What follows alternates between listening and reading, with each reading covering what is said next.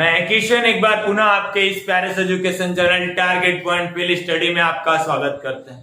Projectile motion पे मैं आपसे बातें कर रहा था और प्रीवियस लेक्चर में हमने उसके इंट्रोडक्शन पे बातें की थी। प्रोजेक्टाइल मोशन किसे कहते हैं। हाँ, एक बात हमने आपको पहले भी बता दिया था कि मैं प्रोजेक्टाइल का एक सिंपलेस्ट फॉर्म पढ़ रहे हैं, हम लोग के सिलेबस में है वो सिंपलेस्ट फॉर्म है, ठीक है। और वहां पे हम लोगों ने पढ़ा है, प्रीवियस लेक्चर में हमने पढ़ा कि किस प्रकार से मोशन होता है अंडर द ग्रेविटी, किस प्रकार के मोशन करते हैं, 2D प्लेन पे किस तरीके से काम करता है। और एक चीज हमने सिद्ध किया था जहां पे हमने यह दिखाया था कि प्रक्षेप का पथ परवलयकार होता है। प्रक्षेप का पथ परवलयकार होता है, इस बात को हमने प्रूव कराया था प्रीवियस लेक्चर में। उसी को आज आगे बढ़ाते हुए एक नेक्स्ट कंपोनेंट पे बातें, इनके कंपोनेंट पे मैं बातें करूंगा बारी बारी। जैसे मैं किसी एंगल पे इसको फेंक रहा किसी ऑब्जेक्ट को, तो ये चीजें इस तरीके से प्रोजेक्ट कर रही है। तो एक बात समझो, यदि मैं कह दूं ये एक्स एक्सिस है, ये वाई एक्सिस है, इसको मैं यू इनिशियल वेलोसिटी से ऊपर की तरफ फेंक रहा हूं, तो एक्स एक्सिस पे ये यू एक्स की वेग से जाएगा और वाई एक्सिस पे ये यू वाई के वेग से जाएगा, जिसको हम लोग क्षैतिज घटक इसको कहते हैं, क्षैतिज घटक कहते हैं, यानी यू एक्स। और यू एक्स बराबर ये होता है क्या, यू कॉस थीटा। ये सब चीजें हमने वहां बताई है। ऊर्ध्वाधर घटक की बातें करें तो ऊर्ध्वाधर घटक यानी u y equal to u sine theta, ये बातें हमने की थी। एट पॉइंट यदि मैं बातें आपसे करूं तो यहाँ पे यदि पॉइंट P1 पे पहुंचे तो ये y पे कुछ गया है, यदि ये यहाँ पहुंचे तब यहाँ पे भी Vy और ये क्या हो जाएगा, Vx हो जाएगा। यदि अपने मैक्सिमम हाइट को पिक करता है, अपने मैक्सिमम पोजीशन पे पहुंचता है, तो इस स्थिति पर y वाले कंपोनेंट का मान 0 हो जाता है और x वाले पे क्या हो जाएगा, Vx हो जाएगा। वैसे ही ये x पे तो लगातार हमने बताया था कि कांस्टेंट स्पीड से चलेगा, तो ये हो गया Vx, यानी इसकी स्पीड बदल नहीं रही है। और g ऑलवेज कहां लग रहा है, नीचे, तो Vy, और यहाँ पे पहुंचेगा तो ये भी क्या हो जाएगा, Vx, और ये क्या हो जाएगा, Vy। वैसे ही ये यहाँ तक पहुंचता है। तो इनके कंपोनेंट की बातें करें, छोटे छोटे कंपोनेंट की बात करें, तो इस प्रोसेस में सबसे पहले हम आगे की तरफ चलेंगे जो इसके फ्लाइटिंग टाइम जिसे कहते हैं, यानी उड्डयन काल। यदि उड्डयन काल की बातें करें तो उड्डयन काल, डिफिनेशन लिख लीजिए इसका, उड्डयन काल ना, तो इसका डिफिनेशन होगा, बोल रहा हूं लिखिए, उड्डयन काल फ्लाइटिंग टाइम। तो यहां देखो, किसी वस्तु द्वारा, यानी किसी वस्तु को ऊर्ध्वाधर से भिन्न दिशा पर, ऊर्ध्वाधर से भिन्न दिशा पर, यानी किसी क्षैतिज से किसी कोण पर हम ऊपर की तरफ फेंकते हैं, तो वह एक महत्तम ऊंचाई तक पहुंचने व उस महत्तम ऊंचाई से आने तक में लिए गए पूरे समय को कहते हैं हम लोग उड्डयन काल। उसे कहते हैं हम लोग क्या, उड्डयन। जितने समय में पिंड किसी समतल के प्रक्षेपण बिंदु से उच्चतम बिंदु तक पहुंचकर अपने परवलय पथ द्वारा उसी समतल पर टकराता है, उसे पिंड का उड्डयन काल कहते हैं। जैसा कि अभी स्क्रीन पे डिस्प्ले कराया था मैं ना, हेडिंग लगाया तो उड्डयन काल, उस पे स्क्रीन पे डिस्प्ले कराया हमने आपसे कि यह इस कंडीशन पे क्या होगा कि मैक्सिमम हाइट तक जाने, मैक्सिमम हाइट तक आने, मैक्सिमम हाइट से आने तक में जो टाइम का इंटरवल हुआ उसे ही हम लोग कहते हैं क्या, उड्डयन काल। तो देखो उड्डयन काल, तो एक बात है, देखो इसको निकालते हैं, इसको कैपिटल T से दिखाते हैं। देखो मैं इसको ऊपर की तरफ फेंक रहा हूं, यानी ये ऊपर जा रहा है, तो y पे ट्रेवल किससे कर रहा है, uy से। तो गति के समीकरण की बात करें तो v बराबर u प्लस क्या होता है, at होता है। तो यदि मैं vy कहूं और ये क्या हो जाएगा, uy कह दूं, और g ऑलवेज कहां लग रहा है, नीचे, ये t। तो पहले हाफ टाइम निकाल लेता हूं, यहां से यहां, यानी पॉइंट A से पॉइंट B जाने में उसको कितना समय लगा, उतना ही टाइम B से यहां आने में। तो देखो यहाँ पे Vy का कंपोनेंट कितना हो जाएगा, 0, और ये कंपोनेंट कितना, u साइन थीटा, माइनस क्या हो जाएगा, gt। तो gt इधर ला दे, तो gt बराबर u साइन थीटा, और t बराबर हो जाएगा क्या, u साइन थीटा बाई क्या हो जाएगा, g। ये तो हुआ कि जब वो A से B गया।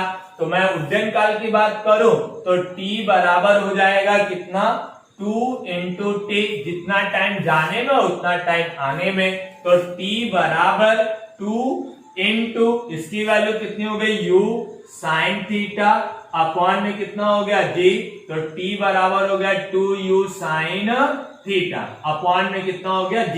यही उसका उड्डयन काल होता है, या फ्लैटिंग टाइम इसका ऊपर जाने और ऊपर आने में। तो ये बातें नोट कर लीजिए और अगली हेडिंग लगाइए महत्तम ऊंचाई। महत्तम ऊंचाई यानी ये कितना होगा वो बात, महत्तम ऊंचाई की बात करते हैं, किस ऊंचाई तक ये पहुंचेगा। तो देखिए पहले इसको नोट कर लीजिए, ठीक है, और हेडिंग लगाइए महत्तम ऊंचाई। अपने स्क्रीन पर डिफिनेशन को देख, पहले इसको नोट करिए, आपके स्क्रीन पर डिस्प्ले होगा उसे नोट करिए। हेडिंग लगाइए प्रक्षेप की ऊंचाई, स्क्रीन पे लिखा हुआ है। पिंड के पथ के उच्चतम बिंदु की ऊर्ध्वाधर ऊंचाई प्रक्षेप की ऊंचाई कहलाती है। ठीक है, चलिए अब यहां देख लीजिए महत्तम ऊंचाई आई हुई प्रक्षेप की ऊंचाई। ठीक है, तो प्रक्षेप की ऊंचाई, तो प्रक्षेप की ऊंचाई जब वो यहां पहुंच रहा है, देखो एक समीकरण पड़ा है गति का कि v square equal to u square plus 2as। मैं इसकी बातें करूं तो प्रक्षेप ऊंचाई की बातें करूं तो इस पे जा रहा है v y से जा रहा है, और यहाँ पे कितना होगा u y वाले कंपोनेंट से जाएगा। g ऑलवेज कहां लग रहा है, नीचे, और ये h ऊंचाई मान लेते कवर कर रहा है। ठीक है, तो यहाँ पे एक बात है, तो यहाँ पे ये तो 0 ही है मैक्सिमम हाइट पे, और यहाँ पे इसकी वैल्यू u y की वैल्यू कितनी है, u साइन थीटा है। तो यहाँ पे हमने लिखा u square sine square theta minus 2g into क्या हो गया h। इसको इधर ला दीजिए तो ये हो जाएगा 2gh बराबर u square sine square theta. तो यहां से h बराबर u square sine square theta upon में क्या हो जाएगा 2g। ये आपका हो जाएगा प्रक्षेप की ऊंचाई। ये हो गया प्रक्षेप की ऊंचाई। बात समझ में आ रही ना। अब देखो इसमें कंडीशन आता है महत्तम ऊंचाई का, इसमें कंडीशन आता है महत्तम ऊंचाई का। महत्तम ऊंचाई क्या होगा, तो इस महत्तम ऊंचाई को हम लोग देखते हैं।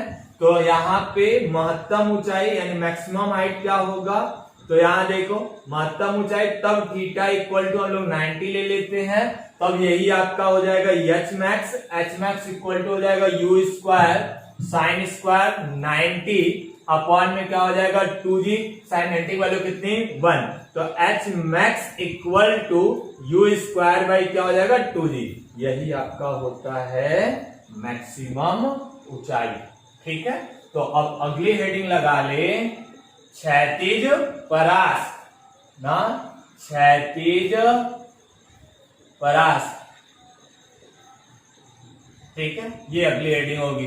अब देखो इस बात को समझो, क्षैतिज परास अपने उड्डयन काल के दौरान पिंड जितनी क्षैतिज दूरी तय करती है उसे प्रक्षेप का परास कहते हैं। जैसा स्क्रीन पर डिफिनेशन डिस्प्ले हुआ था, तो देखो क्षैतिज परास मैक्सिमम हाइट तक जाने व मैक्सिमम हाइट से आने में कितना टाइम लिया था, उड्डयन काल।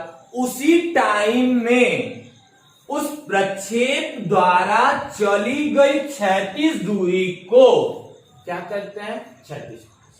क्या कहते हैं, क्षैतिज परास। ठीक है, तो यहाँ क्षैतिज परास हमने आपसे क्या कहा कि क्षैतिज परास एक प्रकार की दूरी है, इसको रिप्रेजेंट करेंगे किससे, आर से। तो एक प्रकार की दूरी है। तो यदि मैं आपसे एक बातें करूं तो कि इस वाले दूरी को कौन कवर कर रहा है, यूएक्स कवर कर रहा है। कितने टाइम में कवर कर रहा है, उड्डयन काल में कवर कर रहा है। तो यानी मैं लिख सकता हूं आर बराबर क्षैतिज परास बराबर क्षैतिज घटक का वेग, क्षैतिज घटक का वेग गुणे उड्डयन काल। उड्डयन काल, तो यहां से देखो क्षैतिज घटक कितना है, यूएक्स इंटू क्या हो गया टी, ये बराबर किसके, आर के। तो अब इसको सॉल्व करें तो ये हो गया you cos theta into T की वैल्यू निकाले हो आप 2u साइन थीटा अपॉन में कितना मिला हमें जी। यदि मैं इसकी बातें करूं तो यह आपका हो जाएगा कितना, u2 साइन थीटा इंटू क्या हो जाएगा कॉस थीटा बटे में हो जाएगा जी। यदि मैं इसको मिटा दूं तो यहां देखो यदि मैं इसकी बात करूं तो ये साइन 2 थीटा का फॉर्मूला दिख रहा है, तो r बराबर हो गया u साइन 2 थीटा अपॉन में कितना मिला जी, ये होता है क्षैतिज परास का। अब देखो मैक्सिमम कब होगा, इस बात को देखते हैं। मैक्सिमम कब होगा तो उस बात को देखते हैं। यदि मैं थीटा को, किसी पार्टिकल को 45 पे फेंकूं ऊपर, तो 45 पे यदि फेंकूं तो r बराबर u sine 2 into 45 degree upon में कितना हो जाएगा जी, साइन 90। साइन 90 की वैल्यू कितनी हो गई, 0। तो यही कहलाएगा आपका r max equal to u upon में कितना हो जाएगा जी, यही होता है क्या आपका मैक्सिमम ना, मैक्सिमम रेंज। ठीक है, तो ये 3 कंपोनेंट आपके इस सिंपलेस्ट प्रोजेक्टाइल मोशन का। ठीक है, तो ये आपका होगा प्रोजेक्टाइल मोशन के छोटे छोटे कंपोनेंट, और इसी तरीके से हम सवाल को भी लगाएंगे। ठीक है, तो फिर से एक बार रिवाइंड कर देता हूं ना, रिकॉल कर देता हूं। क्या, जब किसी वस्तु को ऊर्ध्वाधर से विपरीत दिशा में, ऊर्ध्वाधर से विपरीत दिशा में अर्थात क्षैतिज से किसी कोण पर फेंका जाता है, तो वह एक वक्र पथ का निर्माण करता है। और उस वक्र पथ का जब निर्माण करता है तो उस वक्री पथ को कहते हैं प्रक्षेप पथ। जो निर्माण कर रहा है, यानी ये छोटे छोटे पार्टिकल जो चल रहा है, उसे प्रक्षेप कहते हैं, और इसके मोशन को कहते हैं क्या, प्रक्षेप गति। और इसमें हमने यह बात प्रीवियस लेक्चर में भी प्रूव की थी कि इस प्रकार का जो पथ होता है वो परवलयकार होता है। दूसरी बात हमने निकाली कि उड्डयन काल, इसकी फ्लाइटिंग टाइम क्या है, तो फ्लाइटिंग टाइम को हम लोगों ने अभी मैंने दिखाया था, डिफरेंशियल भी लिखवाया आपको कि मैक्सिमम हाइट जाने व मैक्सिमम हाइट से आने में लगे समय को, कुल टाइम को कहते हैं उड्डयन काल। ठीक है, और उसी टाइम में उस पार्टिकल द्वारा तय की गई क्षैतिज दूरी को कहते हैं क्षैतिज परास, और प्रक्षेप ऊंचाई वह उड्डयन काल के आधे टाइम, अब डिफिनेशन को थोड़ा चेंज कर सकते हो, आधे टाइम पे ना, प्रक्षेप ऊंचाई किसे कहेंगे, उड्डयन काल के आधे टाइम तक तय की गई ऊर्ध्वाधर दूरी को कहते हैं प्रक्षेप ऊंचाई। और इसकी महत्तम ऊंचाई का फॉर्मूला, ये मैक्सिमम हाइट का और ये आपका।